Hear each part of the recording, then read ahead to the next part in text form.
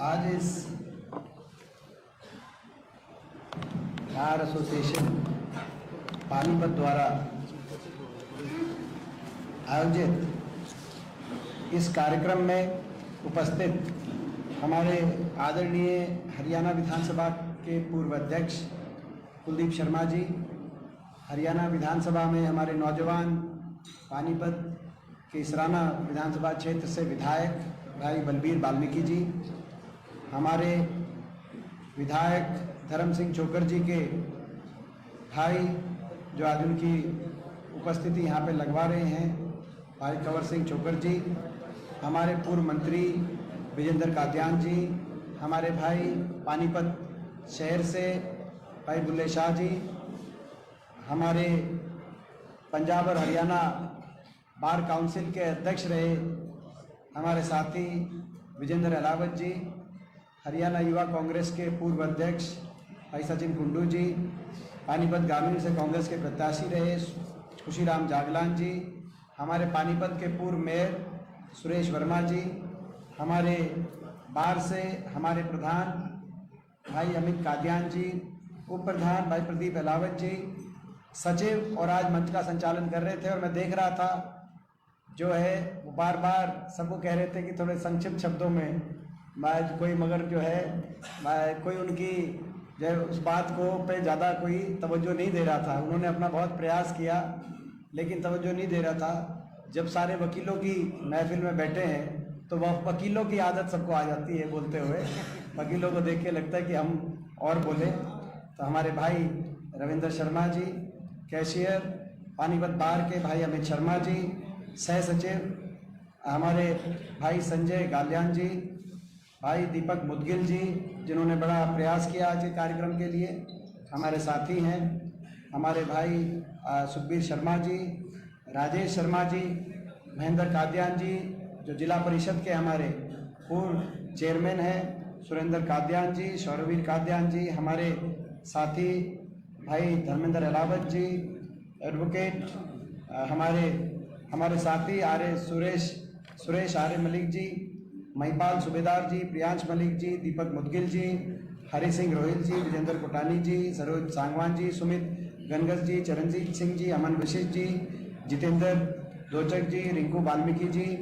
हमारे सभी ये नाम जो कुछ लोगों के नाम इसमें आए हैं, सबके नहीं भी आ पाए, मगर सभी बहुत सीनियर वकील साहिबान यहाँ पे बैठे हैं, सभी सम्मानित मेरे वकील कुलीग्स, पिता तुल्य बुजुर्ग नौजवान साथी मातृशक्ति। आज सबसे पहले पानीपत बार में एक बार दोबारा से आपके बीच में हाजिर होने का अवसर मिला। आपके निमंत्रण पे मैं पूरी बार का आप सबका बहुत बहुत धन्यवाद करता हूँ कि आज यहाँ पे हमें अवसर मिला और ये सही समय पे आप लोगों ने निमंत्रण दिया है।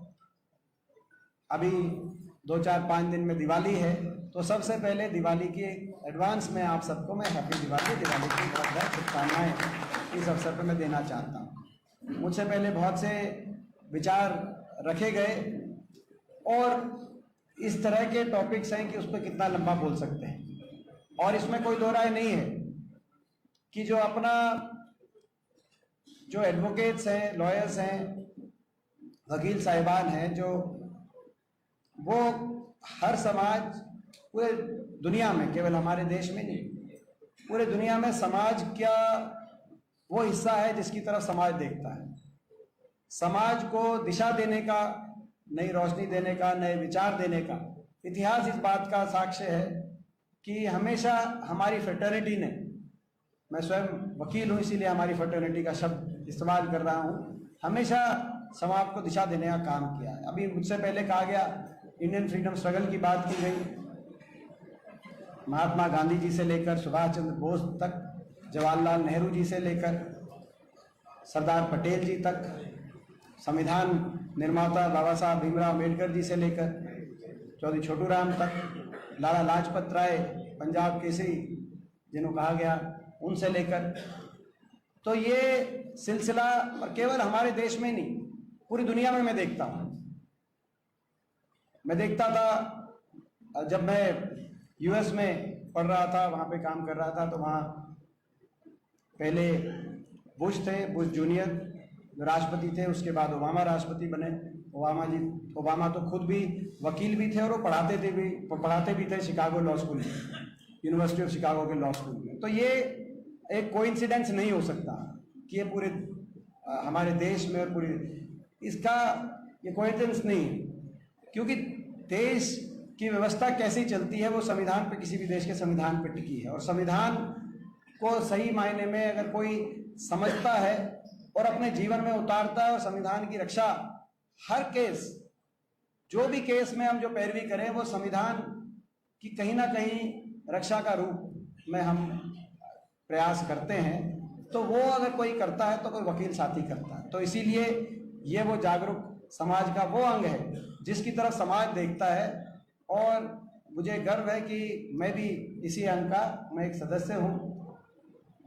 अभी आज की मौजूदा परिस्थिति पे, राष्ट्रीय स्थिति पे और जो हमारे प्रदेश की स्थिति है उस पर थोड़ा थोड़ा सबने कहा, मैं भी थोड़ी थोड़ी बात कहूँगा। और फिर वकील जो हमारे साथी हैं उनके जो हकों से जुड़ी हुई बातें हैं, अंत में उन पे अपनी बात कहूँगा कि भाई जो पानीपत, चाहे वो बार की बात हो या वकील साथियों के अपने अधिकारों की बात। देखिए, देश की परिस्थिति भी आपके सामने है। अभी कहा स्पीकर साहब ने, वो सही कह रहे थे कि आज बहुत सी ऐसी देश में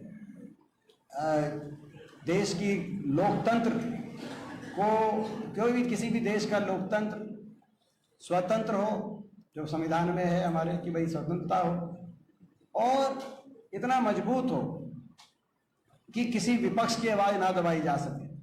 मगर ये बात तो उनका पॉइंट बिल्कुल सही है कि आज जिस तरह की देश का लोकतंत्र जिस दिशा में गया है, उस दिशा में सत्ता दल ने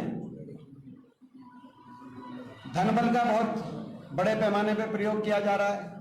कोई अखबार हरियाणा में, मैंने प्रेस कॉन्फ्रेंस भी करी थी, अब से लेकर और जब तक इलेक्शन होंगे कोई अखबार एक दिन का भी ऐसा नहीं है कि फुल पेज की ऐड सत्ता दल द्वारा, एक भारत सरकार के, हरियाणा सरकार की, हरियाणा सरकार का लगभग 600 करोड़ का बजट है और फिर जब वो ऐड दी जा रही है, हम उतनी ऐड देने में सक्षम नहीं है, विपक्ष नहीं है।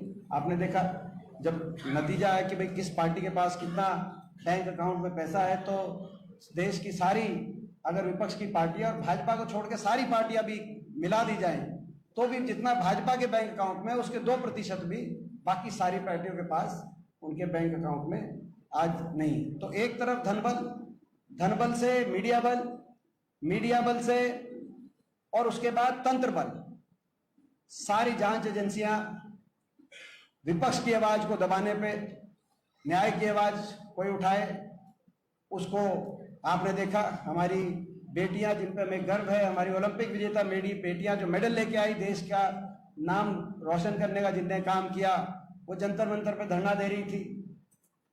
और अभी दिल्ली पुलिस ने लिखा है रिपोर्ट में, जो आरोपी थे उन पे वो हर मौके पे उनके साथ दुर्व्यवहार करते थे। और ये देश तो ऐसा देश है, ये देश ऐसा देश है जहाँ पे अपने दुश्मन की बहन बेटी की इज्जत को भी इस देश में अपनी इज्जत मानकर उसकी सुरक्षा की जाती है। ये देश महाराणा प्रताप का देश है, ये ऐसा देश है, संस्कृति देश की ऐसी है कि अपने दुश्मन की बेटी की भी, बहन बेटी को अपनी इज्जत के रूप से देखा जाता है। लेकिन वो जो बेटियां वहां पे न्याय मांग रही थी, अब तो दिल्ली पुलिस ने लिख दिया कि वो करते थे, लेकिन उस समय जब उनकी आवाज उठाते थे तो उनको घसीटा जा रहा था दिल्ली की सड़कों पे। हमारे जैसे आवाज उठाने आते थे तो हमें जो है कई दिल्ली पुलिस अपने डिटेन करके दिल्ली पुलिस अपने जेल के अंदर भेजने का काम करती थी। किसान आंदोलन में हमने देखा, हम आवाज उठाते थे तो पुलिस के अंदर हमने तो गिरफ्तारी, मैं तो 2 बार गिरफ्तारी दिया आया, किसान आंदोलन में भी होगी, इसमें भी होगी। कहने का मतलब ये है कि जांच एजेंसियों से लेकर और पुलिस तक सारा तंत्र, सत्ता बल, धन बल, मीडिया बल, एजेंसी बल, तंत्र बल, इस रूप से कि विपक्ष की कोई आवाज अगर कोई उठाई जाए तो विपक्ष की कोई प्रखर आवाज उसको किस रूप से कुचला जाए। ये लोकतंत्र के, मैं अभी भी आपने देखा, अभी चुनाव चल रहे हैं, उन चुनाव में क्या हो रहा है, छत्तीसगढ़ के मुख्यमंत्री, उनके घर पे ईडी बैठी है, राजस्थान के मुख्यमंत्री, उनके घर पे ईडी बैठी है, गहलोत साहब। वहां के प्रदेश अध्यक्ष कांग्रेस पार्टी के डोटासरा जी, मैं कल राजस्थान से आया हूं, उनके घर भी ईडी बैठी है। मध्य प्रदेश में सीबीआई कमलनाथ जी के घर बैठी है। और दिल्ली में मैं दूसरी पार्टी से भी, दलगत रानी से ऊपर उठ के बात करता हूं, दिल्ली में जो मुख्यमंत्री है वो दूसरी पार्टी से हो सकते हैं, मगर जो है विपक्ष में है, हमारी उनसे भी टकरार है, आप देखते हो हर रोज।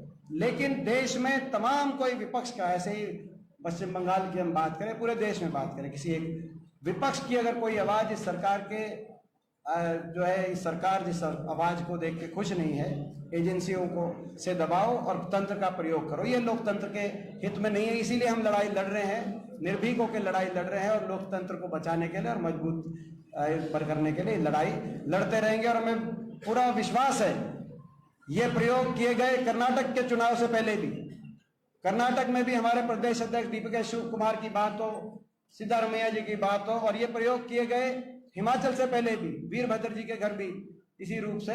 मगर हिमाचल में भी कांग्रेस की जीत हुई, कर्नाटक में भी जीत हुई, और हिमाचल और कर्नाटक तो भी बाकी है, अभी छत्तीसगढ़, मध्य प्रदेश, राजस्थान, तेलंगाना और उसके बाद हरियाणा पूरा दिखाना बाकी है। ये लड़ाई हम लड़ रहे हैं, ये देश की स्थिति है, हम लड़ाई लड़ रहे हैं। और दूसरी स्थिति हरियाणा प्रदेश की। हरियाणा प्रदेश में मैं यही कहना चाहूंगा, एक ऐसी सरकार आई 9.5 साल की, इस सरकार ने जो हरियाणा देश में विकास के हर पैमाने पे, हर मापदंड में देश में नंबर 1 पे हरियाणा गिनती होती थी। हम 2013-14 की अगर बात करें, प्रति व्यक्ति आय, प्रति व्यक्ति निवेश, खिलाड़ियों के सम्मान में देश में सबसे आगे हरियाणा, गरीब कल्याणकारी योजनाओं में हरियाणा का नाम था, आपस में भाईचारा के मामले में हरियाणा में देश में आगे था। 10 साल तक कांग्रेस की सरकार रही, किसी भी वर्ग को, कर्मचारी, व्यापारी, मजदूर, किसान, किसी वर्ग को धरने देने की आवश्यकता नहीं पड़ी 10 साल।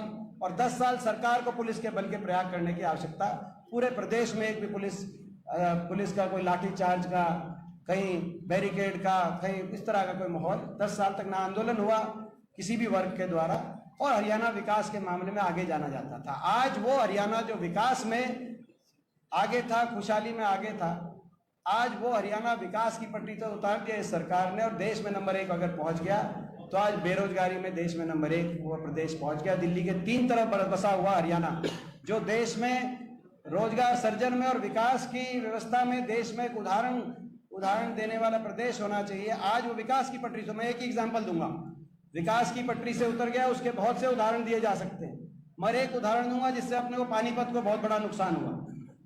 आपने देखा 2012 में एक फैसला हुआ कि RRTS, NCR के अंदर RRTS, rapid railway transit system, आप में से बहुत लोग वो आप जागरूक लोगों को जानकारी होगी या कईयों को नहीं होगी। ये मेट्रो आगे एक तरीके से मेट्रो का अलग रूप, सबर्बन मेट्रो इसको कहते हैं। 4 RRTS सिस्टम मंजूर हुए। सबसे पहला पानीपत तक आना था वाया सोनीपत दिल्ली से, दूसरा गुड़गांव अलवर में, तीसरा वाया रोहतक हिसार, चौथा वाया गाजियाबाद मेरठ, और 5वां वाया फरीदाबाद पलवल। पांचवा अगले फेज में था, 4 पहले फेज में। मैं ये भी राजनीति से ऊपर उठ के बात कह रहा हूं, जो हरियाणा विकास की तरफ सबसे तेज दौड़ता था, यूपी जैसे प्रदेश हमसे पीछे रहते थे, आज पिछले हफ्ते रैपिडेक्स RRTS दिल्ली से मेरठ का उद्घाटन केंद्र सरकार ने किया, जो 4थे नंबर पे बनना था।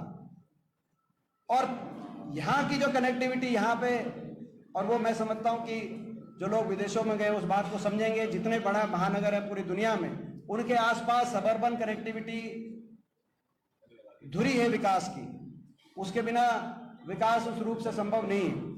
और वो 2012-13 में केंद्र सरकार, कमलनाथ जी मंत्री थे उस समय, अर्बन डेवलपमेंट मंत्री के, उनके माध्यम से हमने मंजूर कराया था। मंजूर हमारा प्रदेश का हो चुका था, लेकिन प्रदेश सरकार को ना चिंता है, ना कोई दूरदर्शिता है, ना ये एजेंडा है। चाहे वो ये RRTS यहां तक अगर बनता तो आज पानीपत को विकास की तरफ पंख लगते, पानीपत के, सोनीपत के। और चाहे वो ये RRTS की बात हो, चाहे वो गोहाना में रेल कोच फैक्ट्री आनी थी, वो बनारस चली गई, चाहे उसकी बात हो, चाहे एयरपोर्ट, इंटरनेशनल एयरपोर्ट जो हमारा महम में आना था, वो उत्तर प्रदेश चला गया, जेवर नोएडा में। मैं नहीं कहता जेवर नोएडा में ना बने, लेकिन यहाँ के लिए मंजूर हमने कराया था। अब यहाँ की सरकार, मौजूदा सरकार, उसके लड़ाई लड़ने के लिए भी तैयार नहीं, क्योंकि एजेंडा नहीं। जो हमारी सरकार थी, बुलेट ट्रेन का वायदा नहीं था, लेकिन हरियाणा के अंदर 312 किलोमीटर रेल की लाइन बिछाने का उस समय काम हुआ था।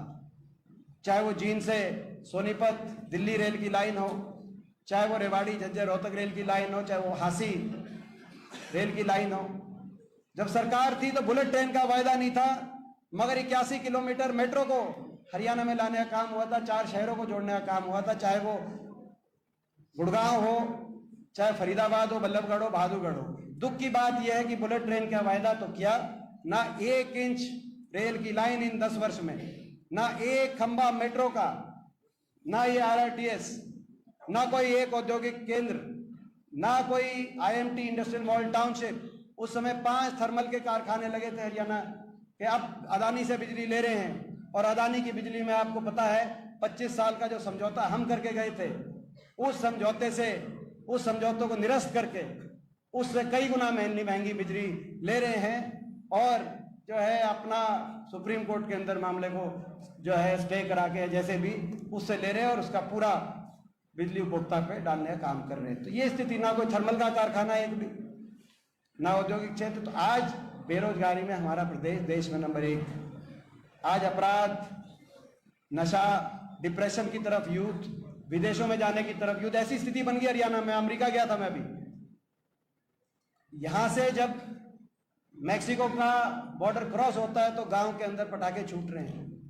हरियाणा के अंदर ऐसी स्थिति। और किसी प्रदेश से, अमेरिका में कह रहे हैं कि एक समय पंजाब से ऐसा पलायन हुआ था, और अब हरियाणा से वो पलायन, क्योंकि हरियाणा के अंदर कोई स्थिति बन नहीं रही। क्योंकि ये सारी चीजें जो है, जो आज तो मैं समझता हूं कि आप लोग जागरूक लोग, ये एजेंडा में होना चाहिए कि हरियाणा देश में नंबर 1 कैसे बने, विकास में, व्यवस्था में, विस्तरीय विकास में, खिलाड़ियों के सम्मान में, किसान के, मजदूर के, तो और दोबारा से रफ्तार हरियाणा कैसा पकड़े, ये हमारी लड़ाई है प्रदेश में। और इस लड़ाई में मुझे पूरा विश्वास है। पिछली बार थोड़ी कसर रह गई थी, नहीं तो पिछली बार भी हरियाणा के लोग बदलाव चाहते थे। कांग्रेस और भारतीय जनता पार्टी में पिछली बार विधानसभा चुनाव में 75 पार के नारे के बावजूद मात्र 3900 वोटों की फर्क था। 3900 वोट हमारी ज्यादा आती तो हमारी 36 सीट आती और बीजेपी की 35 सीट आती। लोग इतने दुखी थे। बीजेपी कहती थी 75 पार, लोगों को ने सोचा शायद 75 पार हो ही रहे होंगे जब लोकसभा में सारी जीत गई। बीजेपी कहती थी 75 पार, जेजेपी दुष्यंत चौटाला कहते थे बीजेपी को करो जमुना पार। इलेक्शन का नतीजा आते ही दोनों बन गए पक्के यार, और हरियाणा बना दी ऐसी सरकार। हरियाणा में बना दी ऐसी सरकार जिसका एजेंडा कुछ और है। डबल इंजन से भ्रष्टाचार करने का एजेंडा जो बता रहे थे। अभी कुलदीप जी ने बताई कि कुलदीप बिश्नोई जी के सारे जो बड़े बड़े केसेस आए थे, वो केसेस जो है वो बीजेपी के वॉशिंग मशीन से में ना लिए, उनके केसेस ठीक हो गए। उससे पहले दुष्यंत चौटाला जी का भी सारे जो मामले थे वो आपको पता है वो भी ना लिए, तो बीजेपी में गोता खाओ। तो ये कहते थे काला धन लाएंगे, विदेशों से काला धन लाएंगे, सबके बैंक खातों में 15 लाख जमा कराएंगे। काला धन तो नहीं लाए, लेकिन काले धन वालों को बीजेपी में लाएंगे, रातों रात बीजेपी ज्वाइन कराएंगे और सुबह तक उनके काले धन को जो है सफेद धन बनवाएंगे। ये स्तर चल रहा है देश में, ये स्थिति है। और देश को इस रूप से तो भ्रष्टाचार से मुक्ति दिलाएंगे कि भ्रष्टाचारियों को भाजपा में ज्वाइन कराएंगे। तो ये चल रहा है और इसके खिलाफ, इस व्यवस्था के खिलाफ हम लड़ाई लड़ रहे हैं। हरियाणा के उज्जवल भविष्य की लड़ाई लड़ रहे हैं। उसमें मुझे पूरा विश्वास है कि हमारे वकील साथियों का पूरा साथ मिलेगा, क्योंकि एक वो फ्रेटर्निटी है जिसके साथ हुड्डा साहब का भी लगाव, वो भी वकील है, उन्होंने भी दिल्ली यूनिवर्सिटी से कैंपस लॉ सेंटर से वकालत करी, और मुझे भी Delhi university campus law centre से वकालत करने का सौभाग्य मिला। कई मेरे क्लासमेट, ये राजीव बैठा है, कई क्लासमेट यहाँ, हाँ जी, ये मेरा क्लासमेट था भाई कैंपस लॉ सेंटर में। तो जो है एक आधी बार जब हम लेट वेट हो जाता था तो मैं इसको कहता था प्रॉक्सी लगा देना, लेकिन एबीपी वाले मेरे पे नजर रखते थे, जो बीजेपी वाले, तो हाँ उन पे ये रखते थे। शौर्यवीर भी हैं, ये दिल्ली यूनिवर्सिटी मेरे सीनियर थे ये लोग। तो यहाँ पे तो ये तो है, मैं समझता हूँ कि हम आपके हैं और आप हमारे। सही बात है। ये भी कह रहे थे कि रोहतक में हुड्डा साहब की जो है का चेंबर है और उन्होंने वहाँ वकालत करी और हमेशा अपनी फ्रेटर्निटी के लिए जो हो सका, सम्मान के लिए भी और अपनी फ्रेटर्निटी को राहत पहुंचाने के लिए भी जो हो सका वो किया। आप देखो हरियाणा के अंदर जब हमारी सरकार थी तो लाला लाजपत राय जी के नाम से कोई यूनिवर्सिटी नहीं है पूरे देश में, लेकिन लाला लाजपत राय जी के नाम से वो प्रैक्टिस करते थे रोहतक बार में और हिसार बार में, लाहौर जाके प्रैक्टिस करते थे। अगर यूनिवर्सिटी बनी तो वो कांग्रेस पार्टी के समय, हुड्डा साहब के समय उनकी कलम से यूनिवर्सिटी बनी हिसार में। ऐसे ही बाबा साहब भीमराव अम्बेडकर जी के नाम से पूरे उत्तर भारत में अगर यूनिवर्सिटी बनी तो सोनीपत में बाबा Saheb Bhimrao Ambedkar national law university हमारी सरकार में हुड्डा साहब की कलम से बनी। ऐसे ही चौधरी छोटू राम के नाम से पूरे देश में कोई यूनिवर्सिटी 75 साल में नहीं बनी, लेकिन उनके नाम से यूनिवर्सिटी बनी।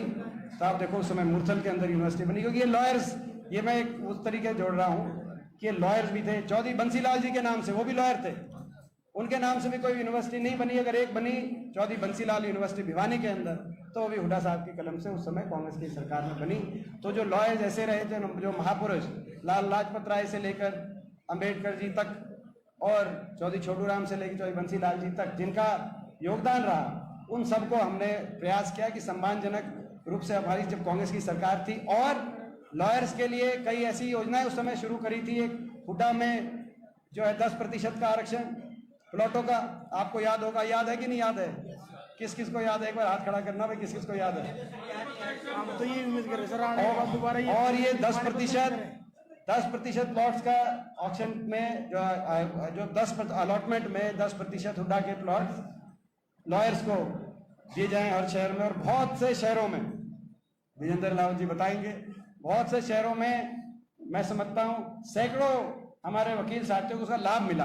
अभी पानीपत में ई ऑक्शन है 39 प्लॉटों की, अभी 17 नवंबर को हुड्डा सेक्टर में ई ऑक्शन है प्लॉट्स की। अगर वो व्यवस्था होती तो 4 प्लॉट आप में से किसी ना किसी को जो आप अपना बनाना चाहते तो जरूर उसमें वो 4 प्लॉट मिलते। खैर कोई ऐसी बात नहीं है, अभी ये सरकार के 10 महीने बचे हैं। पिछली बार मात्र थोड़ी बहुत वोटों से रह गया, इस बार ऐसी कोई कसर रहेगी नहीं। अगले हरियाणा दिवस तक हरियाणा में आपके आशीर्वाद से नई सरकार होगी और ये प्लॉट्स की हम योजना को लेकर अगर यदि आपके साथ मौका मिला तो ये प्लॉट्स की जो रिजर्वेशन वाली जो पॉलिसी थी जो लॉयर्स के लिए बनवाई थी, इसको हम दोबारा से हरियाणा के अंदर लेके आएंगे। और इसी तरीके से जो आज, अब ये मैं मेन पॉइंट पे आ जाऊं, क्योंकि ये तो बात हम जो है मेन पॉइंट पे आ जाता हूं, क्योंकि जो है जिसके लिए आप बैठे हैं, बाकी तो कहते हैं ना कि बाकी तो जो है हम उसका फायदा उठा रहे थे, मौके का फायदा अपनी, मगर असली बात जो मेन पॉइंट है कि भाई कुछ ना कुछ यहाँ पर अभी प्रधान जी ने भी बात रखी